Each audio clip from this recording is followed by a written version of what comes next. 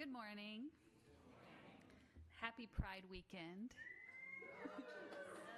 Thank you to everyone who made it out yesterday and on Friday to represent UUFF at all of the Pride events. I know it was hot, so good job, guys. Welcome to the Unitarian Universalist Fellowship of Fayetteville.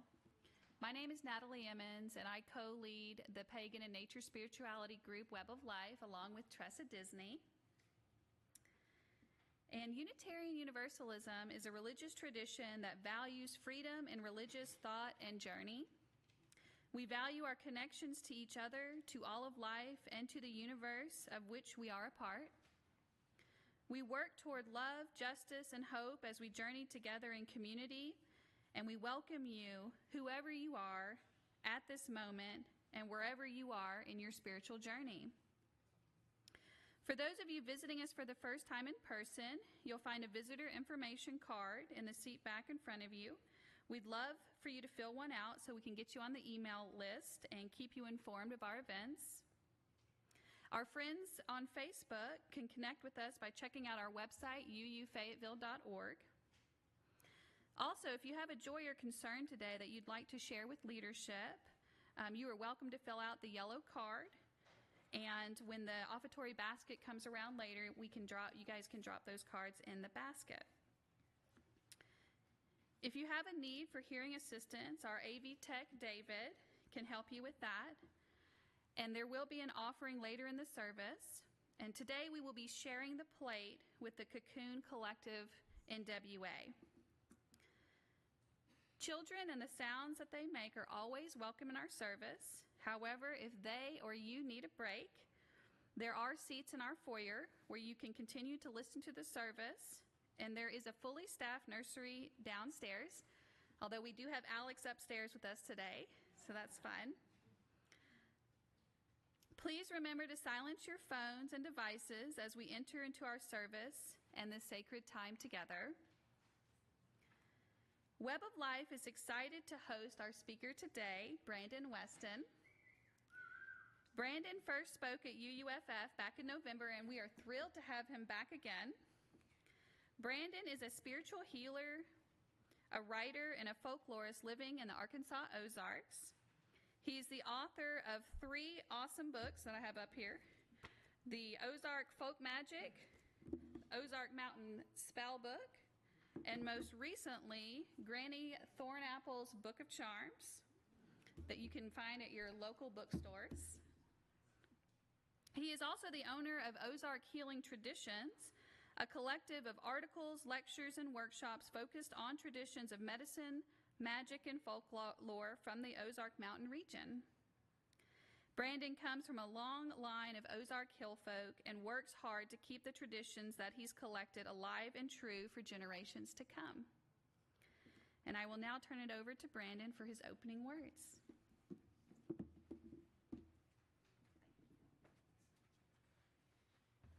All right, thank you all for having me back. I can't believe it was November when I was here last. Gosh. Seems like yesterday. I just want to open with a quote from folklorist Vance Randolph. This is one of my favorite quotes from his books, and one of the less problematic ones, but is a good one. This is one of my favorite ones. Sophisticated visitors sometimes regard the hillbilly as a simple child of nature whose innermost thoughts and motivations may be read at a glance. Nothing could be farther from the truth. The hill folk are secretive and sensitive beyond anything that the average city dweller can imagine, but they aren't simple. So, thank you all.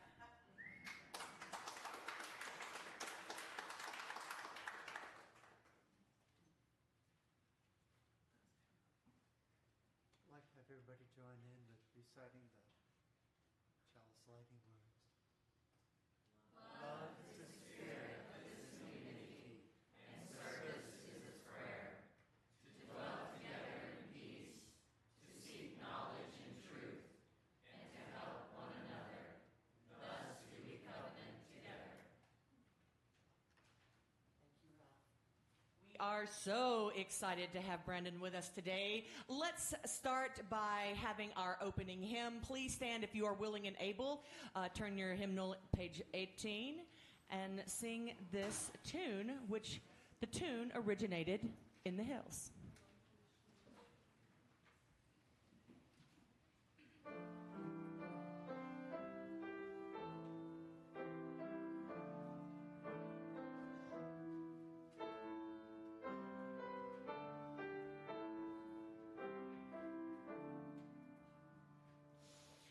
What wondrous love is this, oh my soul, oh my soul.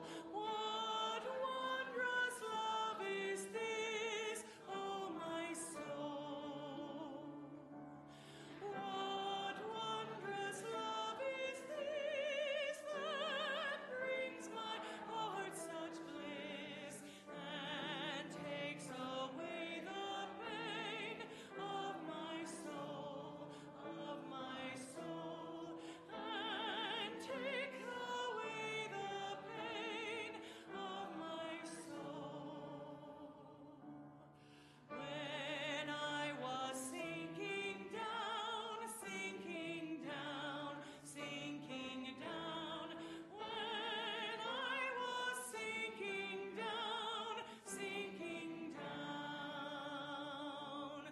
When I was sinking down beneath my sorrow's ground, friends to me gathered round. Oh my soul, friends to me gathered round. Oh my soul. To love and to all friends I will sing, I will sing. To love and to all friends I will sing. To love and to all friends who pain and sorrow mend, with thanks unto the end I will sing, I will sing. With thanks unto the end I will sing.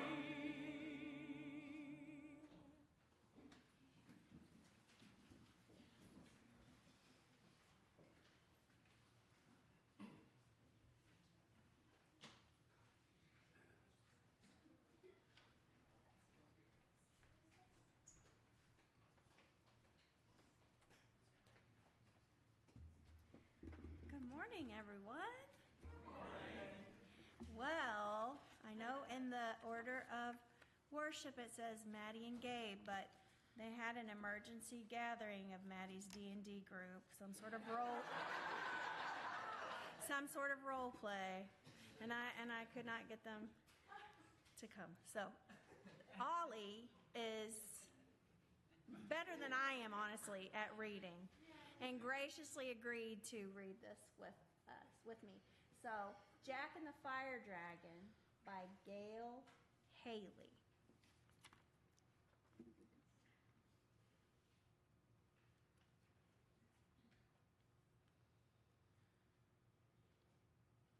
Beautiful illustrations.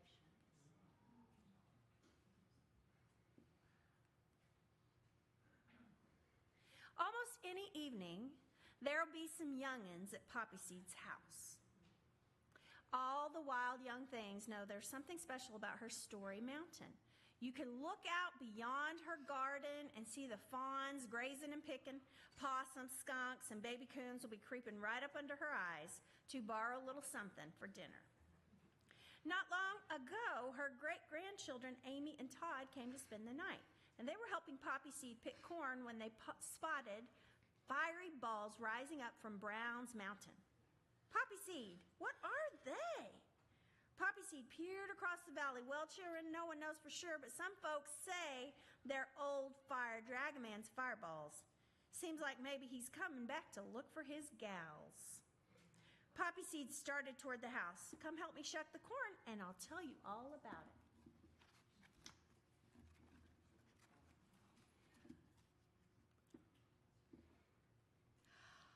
Old Fire Dragoman is about the wickedest and biggest giant that ever roamed these hills. Some people believe he dug right up from the center of the earth, bringing fire and brimstone with him. Nothing or nobody could stop him, and no one would live in the places where he hung out. He was famous for taking people's money and daughters. Now, wouldn't you know that Jack, that reckless feller, would run across him? You all remember Jack. He's that tow-headed scamp looking for adventure who always comes young again. Well, this story happened when Jack's pa and his brothers, Tom and Will, were back from the war. The family was prospering, and Pa bought a tract of new ground for the boys.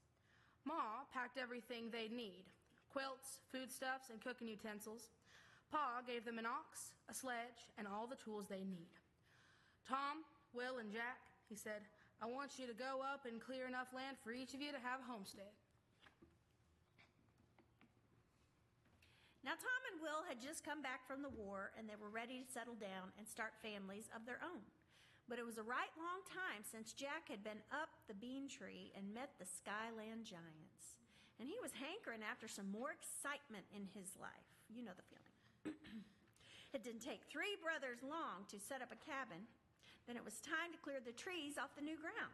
It was hard work, so they would take turns. Each day, one of them would stay at the cabin and do odd jobs and get food ready for the other 2. And Tom took the first turn. He was a right good cook from being in the Army, and he whipped up a corn pone and some collard greens and fried some big old slices of cured ham. The smell of that food went drifting down the holler, and it maybe woke somebody up.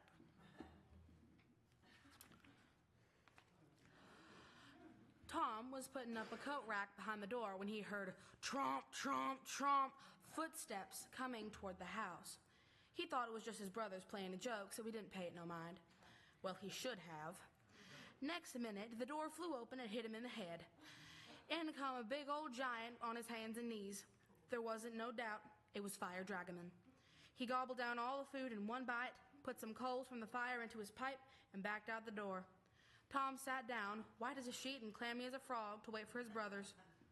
Tom was still sitting by the empty table when Jack and Will come back, hungry as 2 bears. Where in tarnation is our dinner? They railed at him. Tom looked at them kind of sickish. If you'd seen what I seen, you wouldn't want no dinner. He told them about how Fire Dragoman had to eat every bite of the food on the table. What? You mean that giant come right up to our cabin and stuck his old head through the door? Jack and Will shouted. You're lucky he didn't eat you. Next day, it was Will's turn to stay home and cook. He shot a wild turkey and turned it all day on the spit. Sure enough, at dinner time, old Fire Dragoman turned up again and ate all the food, same as he had the day before. Jack laughed when he heard Will's story, but his brother said, You'll laugh out the other side of your face tomorrow when it's your turn. The next day, after his brothers had gone, Jack picked some dragon's blood vines and made a big coil of rope out of them. After that, he made a big pot of Hoppin' John and an apple crumble full of cinnamon. He put them at the back of the fireplace to keep warm. Then he went out on the porch to carve a new axe handle. In the afternoon, he saw a big old tousled head come rearing up from under the cliffside. Fire Dragoman looked down at Jack with his pipe clenched between his teeth and his greeny eyes round as a cat's. Jack didn't let on how scared he was. He just looked up right casual-like and said, Howdy, Daddy. Seemed like Fire Dragoman had a wind whipping his coat around his knees. He bent way down and looked at Jack. Howdy, son. Jack tried to grin. Come on in. You're just in time for dinner. Old Fire Dragoman's brows flew up, and he breathed smoke out of his nose, but said, No, thank you. I just to come light my pipe.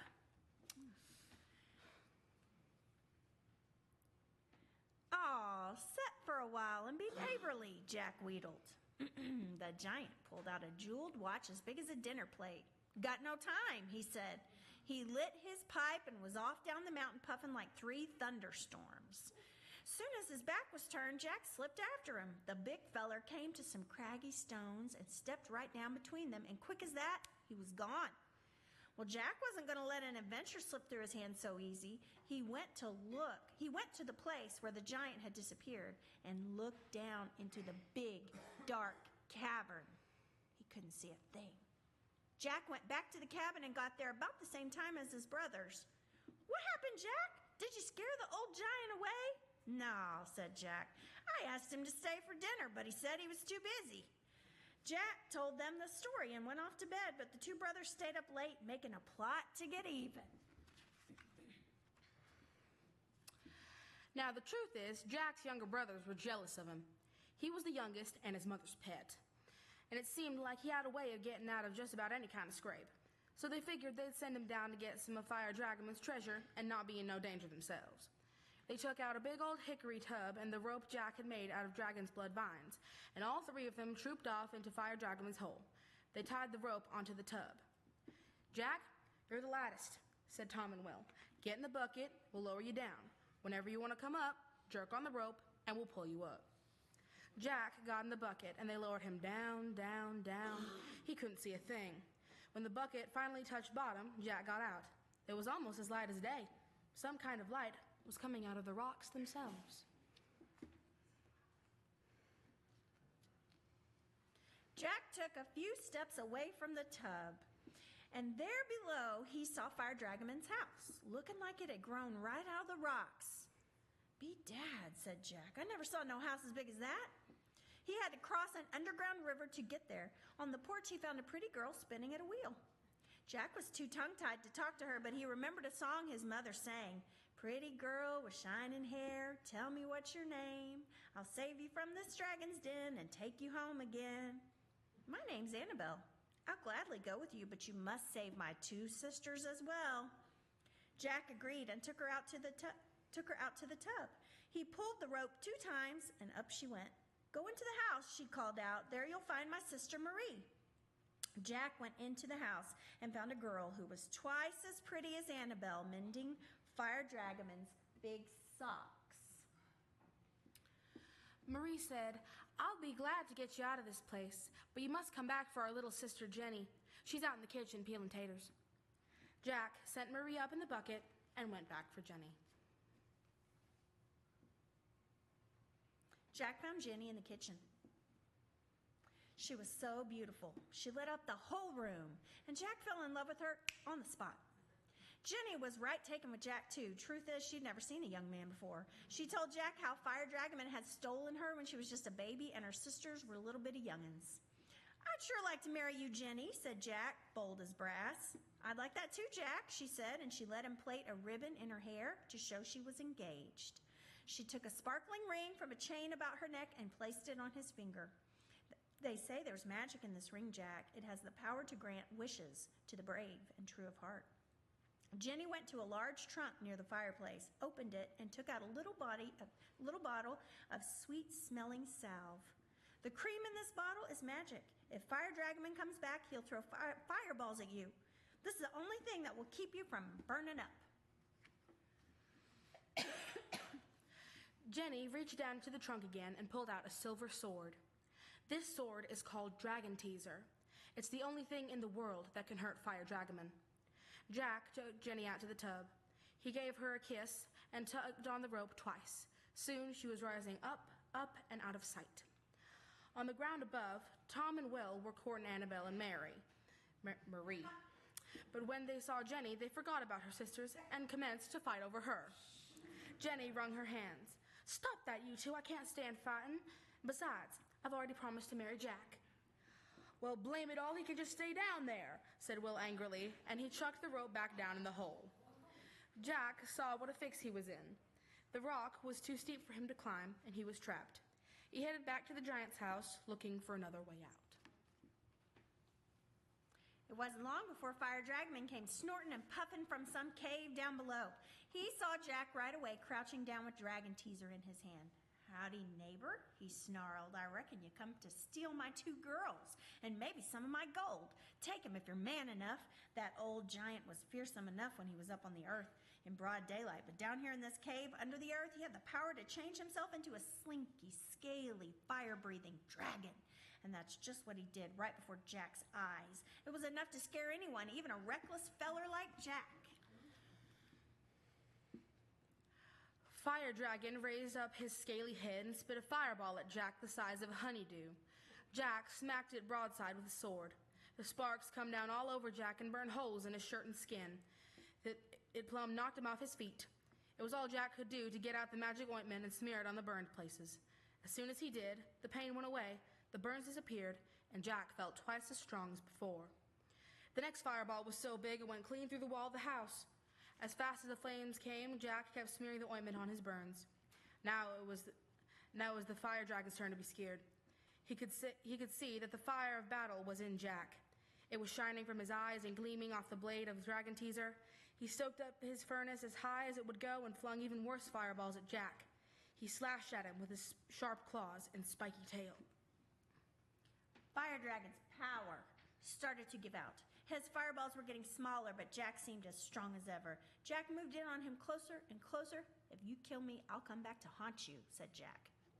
"Oh, wait. If you kill me, I'll come back to haunt you, Jack," puffed the dragon. Jack raised Dragon Teaser and plunged it right through the giant's heart. The dragon fizzled away till nothing was left but a giant fireball that drifted down the cave in the direction of the river. "I'll be back, Jack," the old giant's voice echoed along the walls of the cave. Jack's clothes were burnt to tatters. He was feeling pretty hungry, but he couldn't find much food, only some stale bread and the taters Jenny had been peeling. He remembered what Fire Dragonman had said about gold, and as he searched for a way out, he found enough treasure to make 10 men rich. He filled a sack with gold and pretty trinkets for Jenny. After 3 days, he still hadn't found a way out. He sat down and held onto the sword Jenny had given him. He thought about her blue eyes. "Reckon I'm going to starve and die down here, Jenny," he whispered. "I sure do wish I was up there with you." Now Jack had clean forgot about that wishing ring. Whoosh! In an instant, he was back at the cabin. His brothers were still fighting over Jenny, but when they saw Jack stronger and handsomer than before, swinging Dragon Teaser over his head, they stopped where they stood and goggled at him with their mouths open like two old bullfrogs. When Jack saw how funny they looked, he started laughing. He liked laughing better than he liked fighting, so he forgave his rotten brothers. It wasn't the first trick they played on him, and he reckoned it wouldn't be the last. Jenny come running and hugged his neck. She was still wearing the red ribbon in her hair. He took one look at her and knew he had the prettiest gal in the world for his wife. With his pockets full of the giant's treasure and Dragon Teaser to hang on his wall, he was ready to settle down for a while, because once he'd had enough excitement, Tom married Annabelle, Will married Marie, and they was all getting on fine the last time I saw them. On a certain special night, the fireballs still rise over Brown's Mountain. People have many stories about what they are and where they come from, but Poppy Seed has no doubts. Stop by her house next time you're up this way. She never runs out of stories about Jack, that tow-headed scamp who keeps turning young again. The end.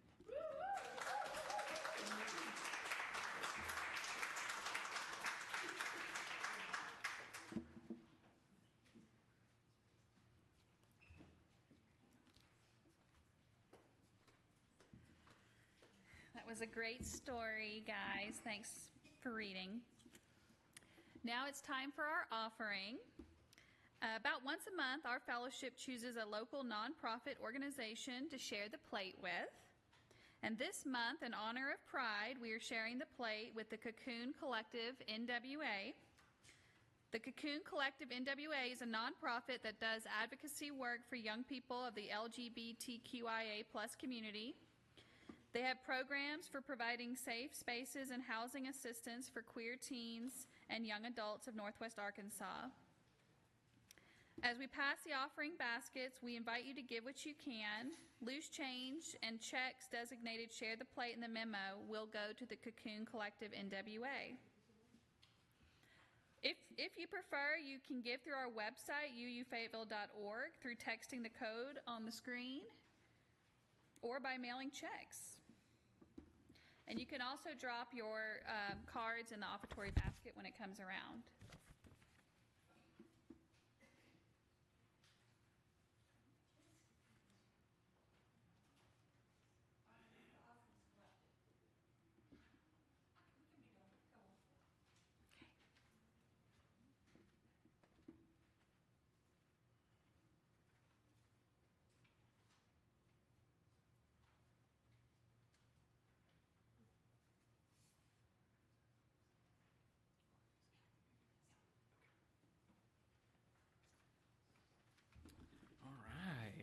Thank you all. Thank you all for inviting me here again to talk about my favorite subject, which is the Ozarks, which I could talk endlessly about all day, every day. So anytime you want me to come back to talk about it, let me know. So, and I loved the Jack story. Of course, Jack's stories have a long history in Appalachia as well as in the Ozarks. And I always find it funny. Every Jack story, Jack marries somebody different. So he's got a lot of partners out there. Good for him, I guess.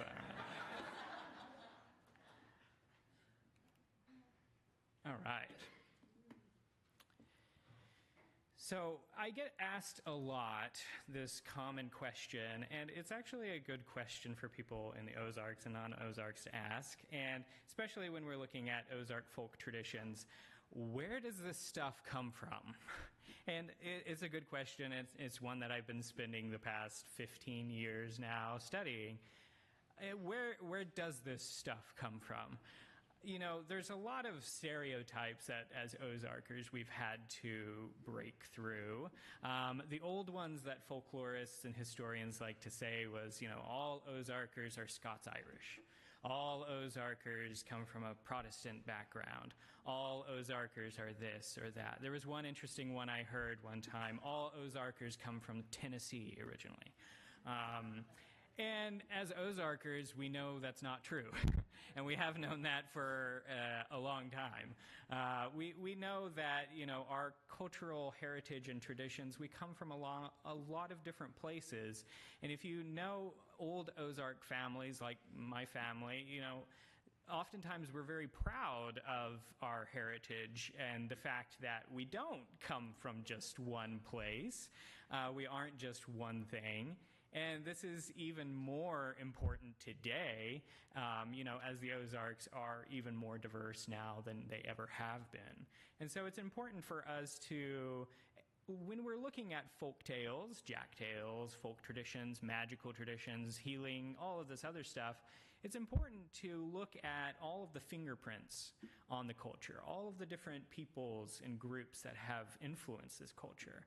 And part of this is because for Ozarkers, traditionally, you know, honoring the ancestors, honoring family is a very important foundational part of our folk culture. And so this is kind of a part of that work, you know, being able to honor all of the ancestors, not just the ones that folklorists like to talk about, but the ones that get forgotten, the ones that get lost to time, the ones that, you know, only maybe a few families remember, but the actual traditions that these groups have passed along still remain today. So I have a mixed relationship with Vance Randolph, the folklorist. He collected a lot of really good things, but it was really representative of the time that he collected, so around the 20s and 30s. And, you know, even historians and folklorists like Vance Randolph have oftentimes been very dismissive of claims that the Ozarkers and Ozark folk culture is anything more than just an extension of British culture. In Ozark Magic and Folklore, Vance Randolph's most popular book, he, in the introduction, clearly has 3 paragraphs where he dismisses all claims that Ozark culture is anything more than British culture. And so I am here today to show you where that's not true. Specifically, you know, my area is folk magic and folk healing traditions. And so this is going to be a little bit of maybe a whirlwind presentation as we look at a lot of this stuff, but that's kind of the point. I want you all to be able to look at stuff that you know is a part of the culture. Oh, that was in my family. Oh, we have this tradition. And I want you to encounter things that maybe you didn't know was a part of Ozark folk culture, or maybe you didn't know the origin of certain practices and things like that. So I really want this to be a quilt, to be a tapestry, with all of these different pieces coming together to create what we know as Ozark folk culture. The story of Ozarkers really begins in Appalachia.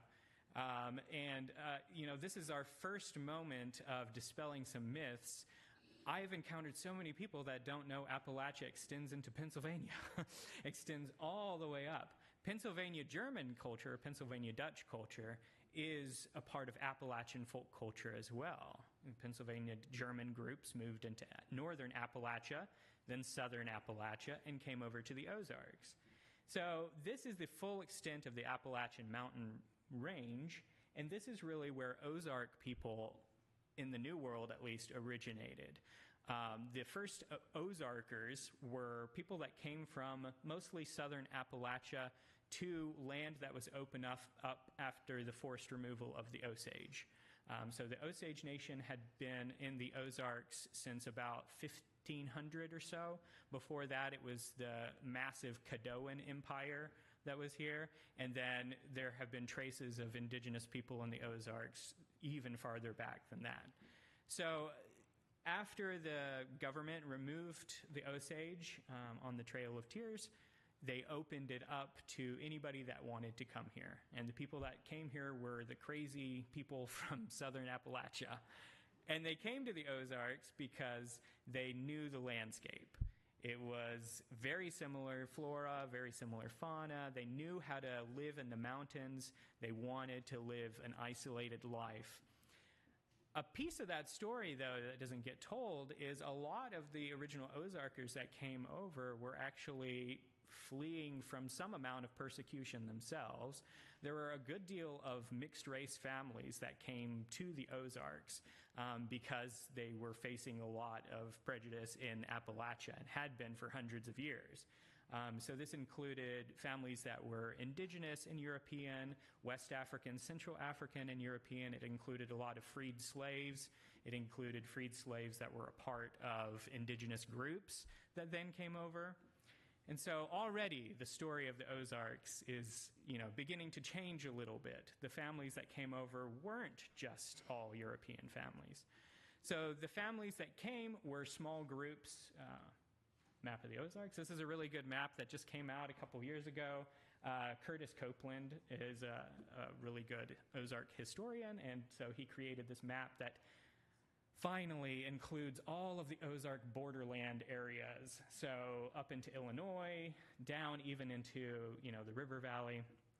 So this is what we know of as the Ozarks. Geographically, it's very similar to Appalachia, and so people felt at home here. They were able to settle, and they settled as small family groups. They didn't settle as big towns. They didn't settle as big communities. It was mostly families to begin with.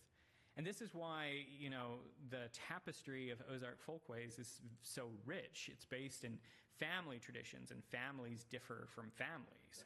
And so all of these different families had their own sort of spin and takes. They had different cultural backgrounds, and then when they would meet up for community events and holidays and parties, they would share stories, they would share everything, and they would share remedies and recipes. And this all sort of began to stitch together into Ozark folk culture. So let's get into the meat. So I just want to go through some of these cultural traditions, and kind of highlighting what we see of as Ozark folk culture actually has these distinct fingerprints, and these fingerprints can actually be traced back to older cultures. So yes, a good amount of Ozark folk culture is from the British Isles, but not just Britain as we know it. It's from Britain, it's from the Celtic regions, so Scotland, Ireland, Wales, Cornwall. And so we have influences from folklore. We get our folklore about the white deer from Britain, these sort of supernatural creatures that can be omen bringers, that can do spooky things, and you don't want to kill them because you'll get cursed, things like that. We have a lot of fairy lore that comes in from the British Isles. This is also mixed with a lot of indigenous folklore from the southeast, specifically from Cherokee and Muskogee sources of the Little People. And so this has become a sort of amalgam of both European traditions and New World traditions as well. Traditions like the horseshoe comes from Northern European sources. This is where families differ, though. Do you hang the horseshoe facing up or facing down? And, it's usually like a 75-25 split, sometimes, with most people thinking you hang it with the prongs facing up. But there is a good group of people that say you hang it with the prongs facing down, so the good luck pours over you as you walk underneath it. So you hang it above a door. At my house, I have one facing up and one facing down. So catch all of the traditions. One of our favorite Ozark magical plants is the red cedar, which is actually not a cedar, it's a juniper. And Northern Europeans, specifically Highlanders from Scotland, have been using juniper in medicine and magic for centuries. There is a lot of evidence showing that Scottish people had a strong tradition of smoking the house with juniper as a fumigant, as a cleansing plant. Well, when those Scots people came over to Appalachia, they encountered the Muskogee and the Cherokee, who were doing the same exact thing with our juniper, which is red cedar. And so this is one of these traditions that has merged together, and it's amazing to say that these groups of people separated by an entire ocean can develop the same sorts of practices and then mix and merge those practices together. And of course, our beloved Mother Goose comes from mostly Northern European sources, specifically from the British Isles.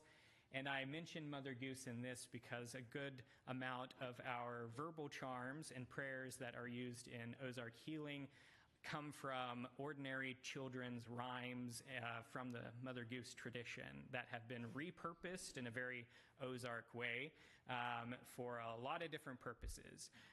My favorite is a retribution charm that is taken directly from Mother Goose. Liar, liar, lick spit, turn around the candlestick. What's good for liars? Brimstone and fires.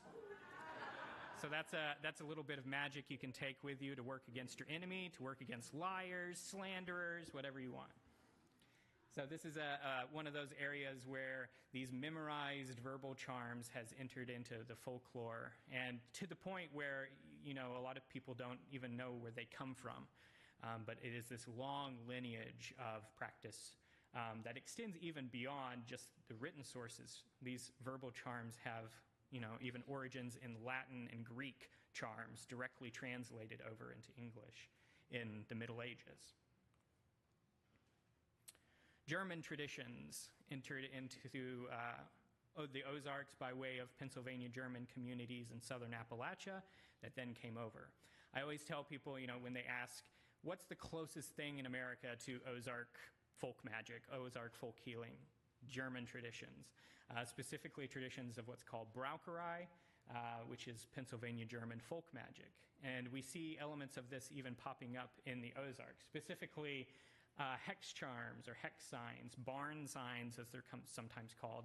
Sometimes they're associated with Amish and Mennonite communities, but they really have an origin in rural German communities that then brought these signs over with them and started painting them on barns in Pennsylvania German country. This is one of these areas that I find so funny where it's, if you ask anybody about barn signs, it's a very practical, decorative purpose. But then if you get to know them and then ask them about barn signs, well, they have a protective quality about them. There are signs that are called rain signs that you hang up when it's a drought. There are signs that you use specifically for cattle, for horses. There are signs that you use for the household, to protect the household as well.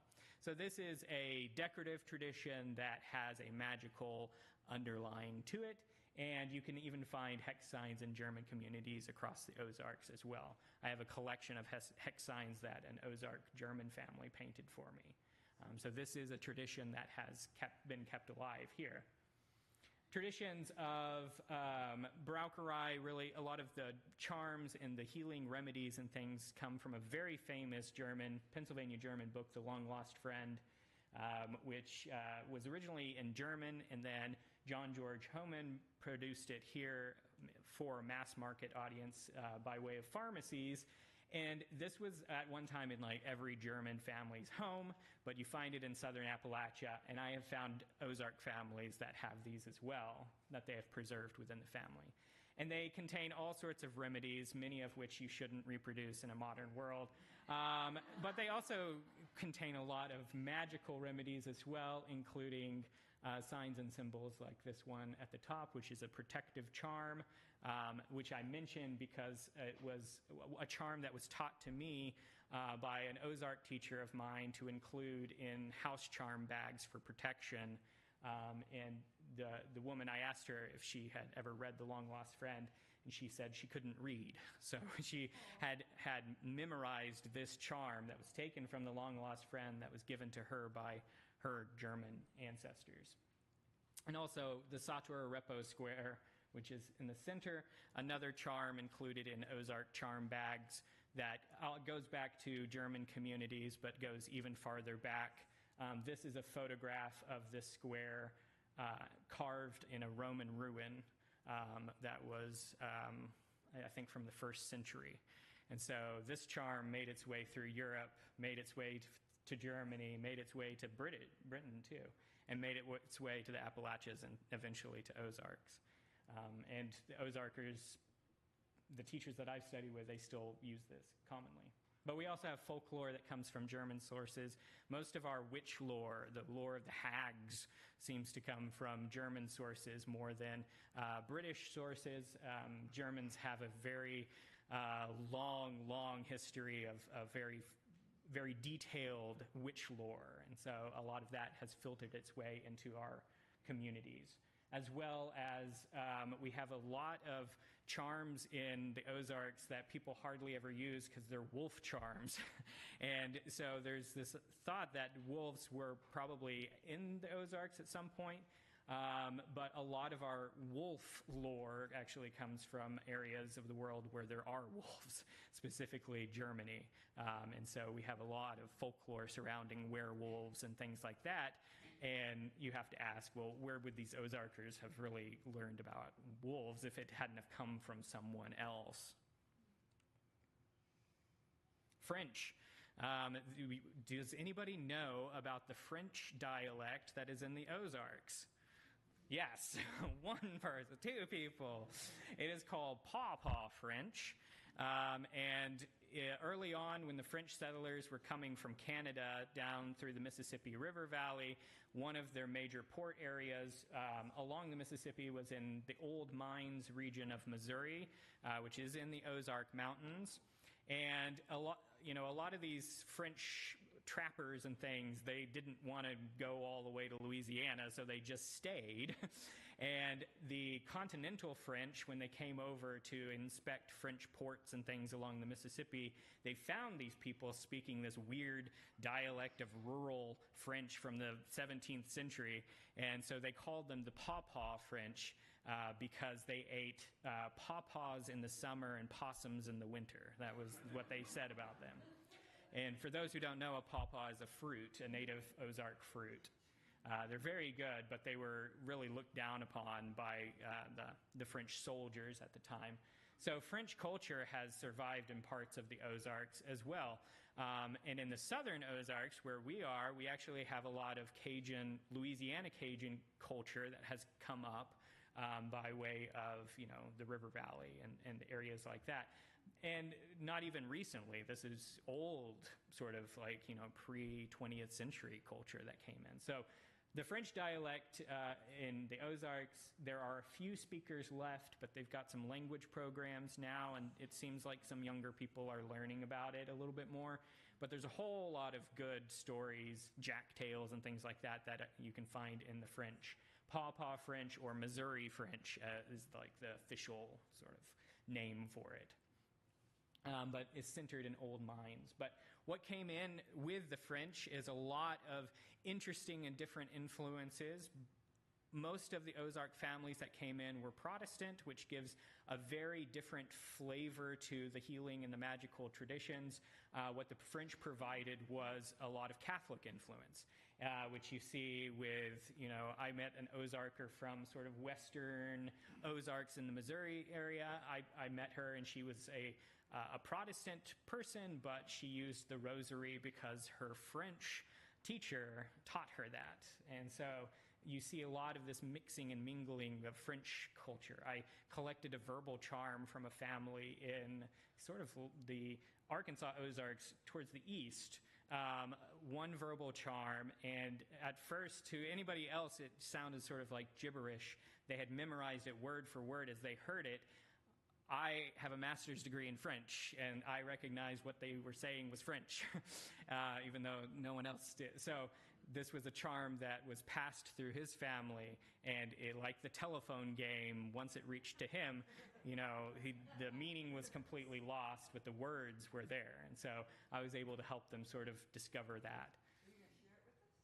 No. No, it was actually, unfortunately, it was a verbal charm that, a lot of these verbal charms you memorize and you only pass them when you no longer want to use them. So, unfortunately not. Yeah. One day I will, though, I don't know, when I'm entering retirement, I'll share it with everyone. So. But also traditions of spiritualism and spiritism. This is Allan Kardec, who was the founder of the Spiritist movement in the 1900s, 1800s in France. And from France to the New World, these spirit mediums and spirit beliefs found their way through Appalachia to the Ozarks. I worked with an older family who had several mediums in their family, and they had planchettes that had been passed down. Planchette is a writing tool, kind of like a Ouija board. These had been passed down through their families for 3 or 4 generations, and by way of their French ancestors. So even sort of the spiritualist beliefs seem to have influenced, at least in part, some of Ozark folk culture. There's a really good story that Vance Randolph collected about spiritualism. It's a humorous story called What Madeline Done, and it's all about sort of the charlatanism that sort of came around with spiritualism, but then an actual ghost shows up and scares the skeptic.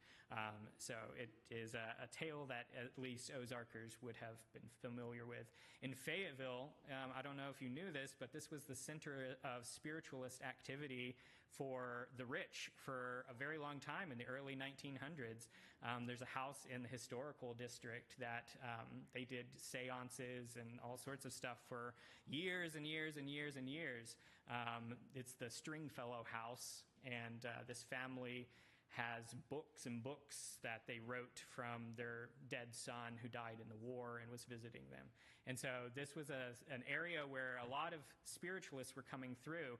There's a rumor at one point that Sir Arthur Conan Doyle, who was into spiritualism, actually came to Fayetteville to meet with the Stringfellow family and have a seance. So this has been the center of that, and it's not just the rich culture, but people were bringing in mediums from the hills to come in and do seances for them and things like that. So it's an interesting culture, and I put string up here because we have a huge corpus of string remedies, tying off illnesses, catching illnesses in knots, and this seems to come in part, at least from Cajun and French tradition, that uses predominantly only string as the one ritual tool for a lot of their folk magic and healing. And then we owe a huge debt of gratitude to indigenous people for our plant knowledge. About 90% of the plants that we use or that have traditionally been used in home remedies and by mountain herbalists come from indigenous people. And then the other 10% is what people brought with them from Europe, which has also mixed and mingled with indigenous culture as well. So just to go through some of these plants that are a part of our lives that, we wouldn't have had otherwise and are an important part of Ozark folk healing. So plants like, greenbrier that grows here. This is a magical plant used for protection, but is also called the farmer's bane for good reason. If you've ever been caught in what's called a greenbrier hell in the woods, you know why you don't want to mess with greenbrier. Red cedar, our native juniper plant, this mixture of European and indigenous cultures. Poke, which was a food staple but also magical and healing plant. Mayapple, Datura stramonium, all of the nightshades come from the New World. So think indigenous people for tomatoes, potatoes, peppers, all of the nightshade plants, both medicinal and medical. The honey locust, which provides thorns to be used in place of needles and nails in magical rituals and charm bags, things like that. And tobacco, which is still a staple medical and magical plant in Ozark folk healing, also from the New World. Pawpaws, our native fruit. Without the pawpaws and the native serviceberry trees, Ozark people would have never survived. That is what they ate for a very long time until other fruits and things could come into the area. Corn, the buckeye nut. So buckeye being a very important part of Ozark magic culture, carrying a buckeye nut against rheumatism for protection, all this sort of thing. Redbud trees, spice bush, sassafras, all of which have medical use, very powerful medical use in Ozark folk healing traditions. We also have indigenous people to thank for most of our monster lore. All of our cryptids have most likely indigenous origins mixed with a very small % of European folk belief. So creatures like the six-legged wampus cat, which can run as fast as a car and will definitely kill you. Lore surrounding the woodpecker, which is also goes by the name of Lord God Almighty Bird, or wood hen, or there's lore about what's called the woodpecker woman, which is a sort of witch story in the Ozarks. There was an old healer in the community who wore a red cap, and one day she was accused of witchcraft and burned at the stake, but she turned herself into a woodpecker, and every time the townsfolk looked at a woodpecker, it would curse them. So be careful. Very interesting creature that comes directly from Muskogee Creek folklore is the underwater panther, which is an omen of death and lives in the underwater submerged caverns of the Ozarks. And in Muskogee Creek folklore, the underwater panther is the one that carries the dead to the underworld. We have a whole lot of catfish lore, including one of my favorites, which is the golden catfish, which if you're lucky enough to catch the giant golden catfish, it will turn into a beautiful wish-granting woman for you. All of our buzzard lore comes from indigenous sources, so the lore about the very humble buzzard, vulture. In Ozark folklore, the buzzard is seen as a healer bird. It's actually considered, along with the woodpecker, to be a wizard or a witch in disguise as a bird. The buzzard, because it's able to eat dead things without dying, it is used in rituals for healing for that purpose. So feathers and parts of the buzzard, and also invoking the spirit of the buzzard itself. This seems to have very strong indigenous origins, the vulture not being native to Northern Europe or most of Northern Europe. One of my favorite creatures is the Willipus wallopus, which is a bear-like creature with a fierce demonic face that hides at night but is completely vegetarian. So you don't have to worry. People scare it away, but it's looking for lettuce and things in your trash. And then another of my favorites, the snaufus, which is an all-white stag or an all-white doe with mysterious antlers made of flowering branches. This has both a European origin with the white deer as well as an indigenous origin. The snaufus is said to fly through the treetops, and it's the creature that creates the fog in the valleys. It breathes out the fog into the valley areas.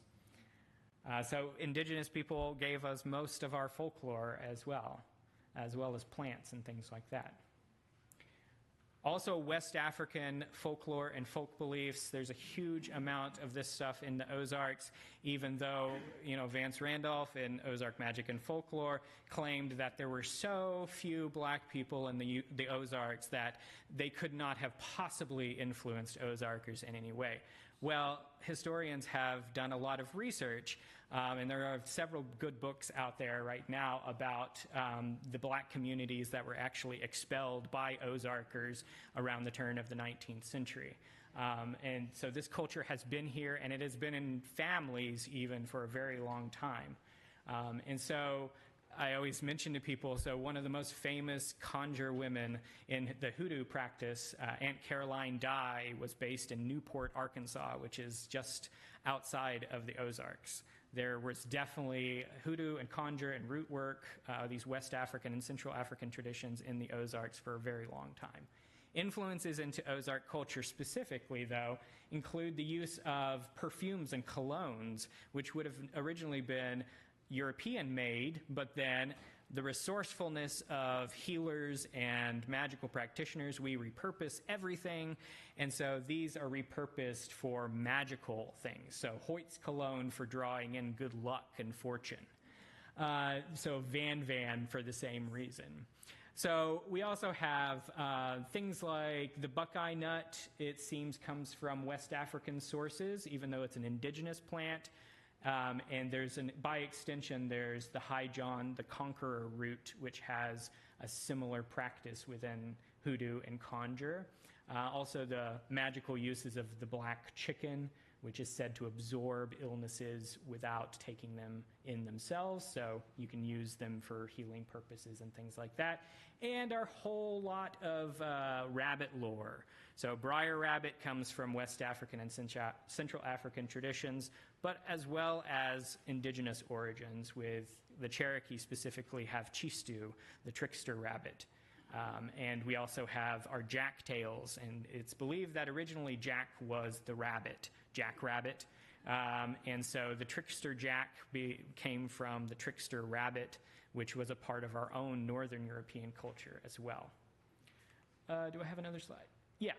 So I encourage everybody in this whirlwind of tapestry pieces, of quilt pieces, to examine how you and your own family can add to this tapestry. It is an ever-growing tapestry of folk practices, and now we have so many other groups that now call the Ozarks their home, and I really encourage people to broaden your idea of what it means to be an Ozarker so that we can include these groups as well, and not leave them out like people have been left out in the past. So thank you so much for having me. I hope it was interesting, and if you want to get in touch with me, I have a website, ozarkhealing.com, and I will turn it back over. Thank you.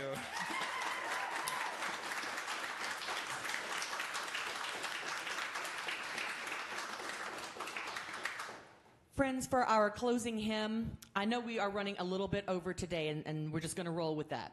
And what an incredible presentation. Thank you so much. Oh my gosh, that was perfect. It was wonderful. For our closing hymn, I'm going to sing the first verse and chorus, and then I'll ask you to rise, and then you will sing the second verse and chorus.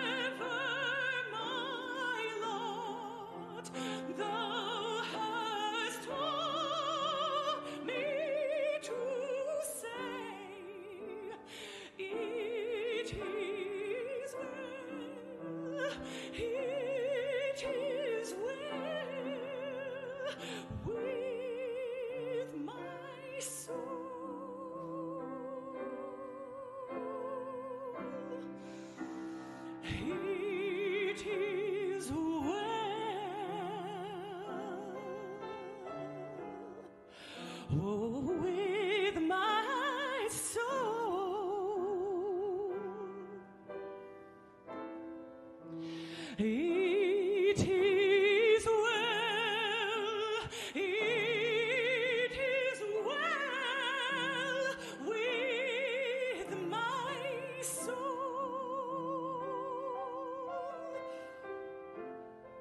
Please stand and sing with me the second verse.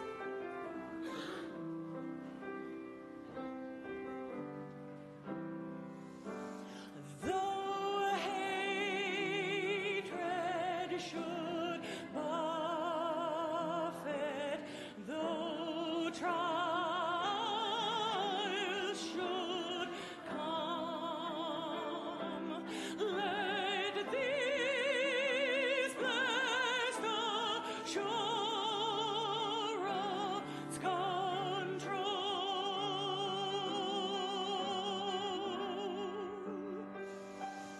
That love has regarded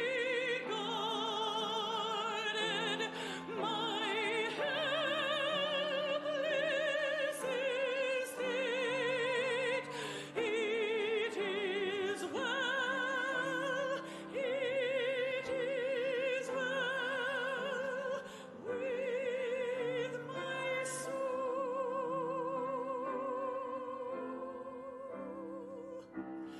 It is well, oh, it is well with my soul, oh, with my soul. It is well, it is well with my soul.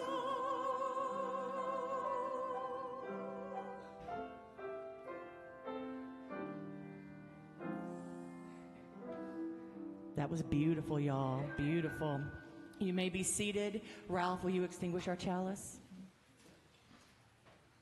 Please join with me in reading these words. We extinguish this flame, but not the light of truth, the warmth of community, or the fire of commitment. These we carry in our hearts until we are together again.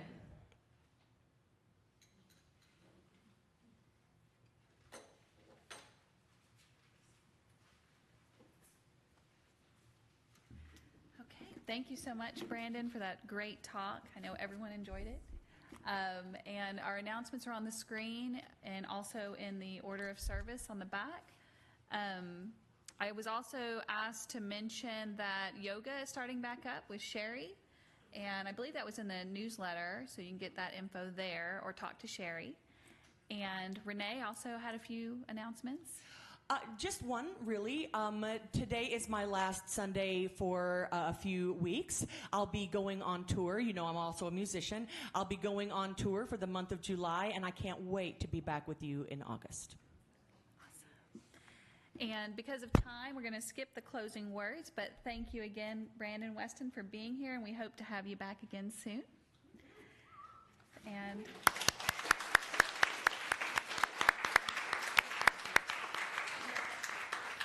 Brenda, if you want to lead us with our closing song. Thank you.